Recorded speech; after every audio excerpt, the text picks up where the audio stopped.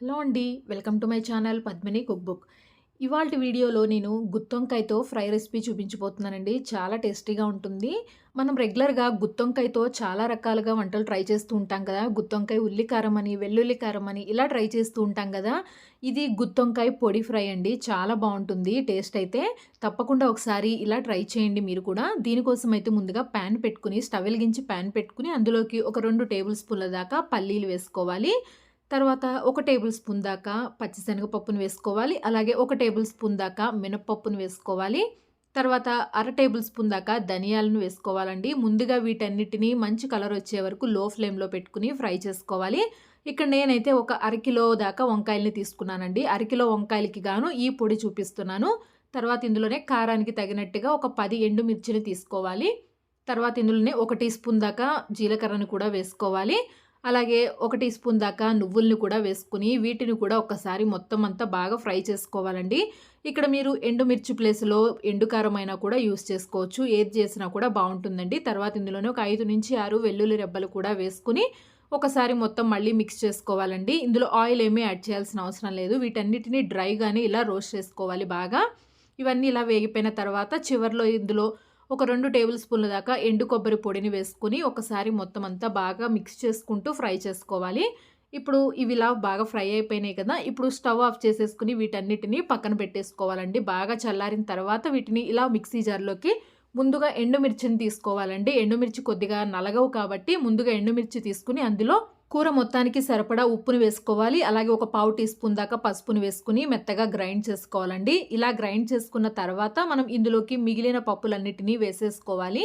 మీరు ఈ ఎండుమిర్చి ప్లేస్‌లో ఎండుకారం వేసుకున్నట్లయితే గనక ఈ పప్పులన్నీ వేసేసి దాంట్లోనే ఉప్పు, కారం అలాగే కొద్దిగా పసుపు వేసేసి బాగా మెత్తగా పొడిలాగా గ్రైండ్ చేసుకోవచ్చు. పొడి కూడా మరీ మెత్తగా ఉండాల్సిన అవసరం లేదండి. మధ్య మధ్యలో పప్పులు తగిలినా కూడా తినటానికి టేస్ట్ చాలా బావుంటుంది.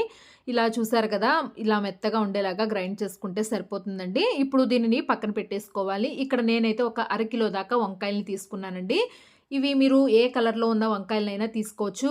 మామూలు బ్లూ కలర్‌లో ఉన్న వంకాయలనైనా కూడా తీసుకోవచ్చండి. వాటిని తొడిమెలు ఇలా నేను చూపించిన విధంగా కట్ చేసుకోవాలి. తొడిమెలు మరీ పొడవుగా ఉండాల్సిన అవసరం లేదండి. ఇలా తొడిమెల్ని కొద్దిగా చిన్నగా కట్ చేసేసుకొని, ఇప్పుడు ఈ వంకాయని 4 భాగాలుగా కట్ చేసుకోవాలి. ఇక్కడ నేను తీసుకున్న ఈ గ్రీన్ కలర్ వంకాయలైతే మనకి చాలా తొందరగా ఉడికిపోతాయండి ఇవి. అలాగే వీటి టేస్ట్ కూడా బావుంటుంది. మామూలు వంకాయల కన్నా కూడా ఈ గ్రీన్ కలర్‌లో ఉన్న వంకాయలైతేనే మనకి టేస్ట్ చాలా బావుంటుంది. ఇప్పుడు ఇలా కట్ చేసుకున్న తర్వాత మధ్యలోకి మనం గ్రైండ్ చేసి పెట్టుకున్న పొడిని స్టఫ్ చేసుకోవాలి. పొడి మొత్తాన్ని ఇలా స్టఫ్ చేసుకున్న తర్వాత చేత్తో నేను చూపించిన విధంగా ఇలా గట్టిగా ప్రెస్ చేస్తే మనకి ఆయిల్‌లో వేయించుకున్నప్పుడు కూడా పొడనేది దీంట్లోంచి బయటికి రాకుండా ఉంటుందండి. మిగిలిన వంకాయల్ని కూడా ఇలాగే కట్ చేసుకొని పొడి మొత్తాన్ని చక్కగా స్టఫ్ చేసుకోవాలి. ఈ రెసిపీ ఏ వంకాయలతో చేసినా కూడా టేస్ట్ చాలా బావుంటుందండి. పొడుగు వంకాయలతో కూడా చేసుకోవచ్చు. సేమ్ ఇలాగే పొడి తయారు చేసుకొని పొడుగు వంకాయలతో కూడా ట్రై చేయొచ్చు. ఎలా అయినా కూడా చాలా బావుంటుంది.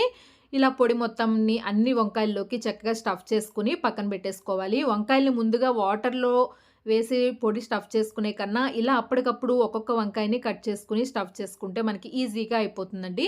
ఇప్పుడు వంకాయల్ని వేయించుకోవడం కోసం స్టవ్ వెలిగించి పాన్ పెట్టుకొని అందులోకి ఒక 3 టేబుల్ స్పూన్ల దాకా ఆయిల్ వేసుకోవాలి. ఆయిల్ కొద్దిగా కాగిన తర్వాత మనం స్టఫ్ చేసి పెట్టుకున్న వంకాయలన్నిటిని వేసేసుకోవాలి. ఇక్కడ నేనైతే అరకిలో వంకాయలు మొత్తాన్ని వేసేసుకున్నాను. అలాగే వంకాయలు కూడా నేను కొద్దిగా చిన్న చిన్న సైజులో ఉన్న వంకాయల్ని తీసుకున్నానండి. ఇలా చిన్న సైజులో వంకాయలైతే మనం కాయ తినటానికి కూడా బావుంటుంది. ఇప్పుడు ఇలాగే ఒక 2 నిమిషాలు వదిలేస్తే చక్కగా వేగిపోతాయి. తర్వాత రెండో వైపుకి కూడా తిప్పుకోవాలండి. ఈ వంకాయలు వేగటానికి ఎక్కువగా టైం ఏం పట్టదండి. ఇప్పుడు వంకాయలన్నిటిని ఇలా రెండో వైపుకి కూడా తిప్పేసుకున్న తర్వాత ఇప్పుడు ఒకసారి మూత పెట్టేసి ఒక 2 నిమిషాలు మగ్గించుకోవాలి.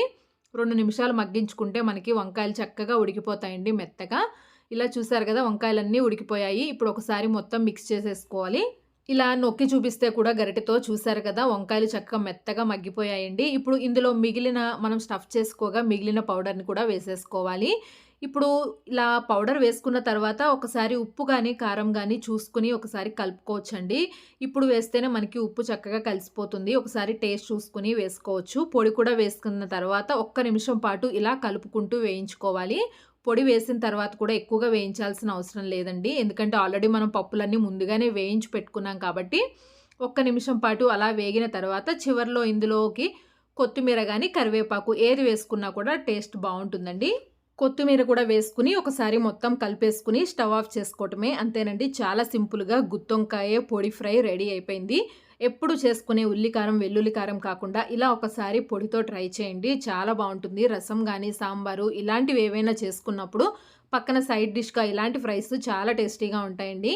ఈ పొడి కావాలంటే ఎక్కువ క్వాంటిటీలో కూడా తయారు చేసుకొని స్టోర్ చేసుకోవచ్చండి. ఇలాంటివి ఎప్పుడు చేసుకున్నా కూడా అప్పటికప్పుడు మనం గుత్తొంకాయల్ని తయారు చేసేసుకోవచ్చు. తప్పకుండా ఈ గుత్తొంకాయ ఫ్రైని మీరు కూడా ట్రై చేయండి.